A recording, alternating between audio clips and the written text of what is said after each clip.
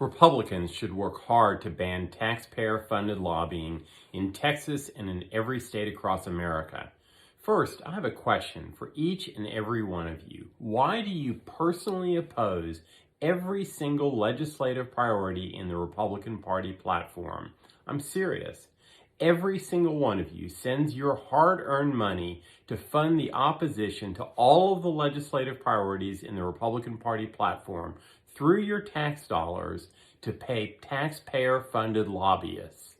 That's the fundamental problem with taxpayer-funded lobbying. They support the peculiar political positions of the political elite that do not represent the positions of the citizens who sent them into their elected positions in our Republican form of government.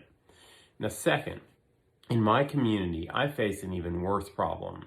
During the 2019 legislature, my tax dollars went to pay for lobbyists who supported property tax reform at the same time that my tax dollars went to pay for lobbyists who were opposing property tax reform.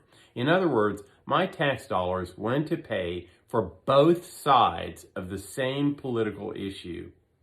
Right now, in Montgomery County, Texas, where I live, that's happening again.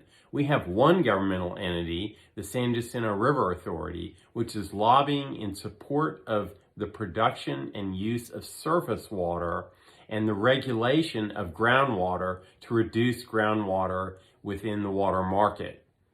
We have another governmental entity that's collecting public dollars from me and from others that is lobbying against groundwater regulation and against the use of surface water as opposed to groundwater. So once again, my tax dollars are going to pay for both sides of the exact same issue.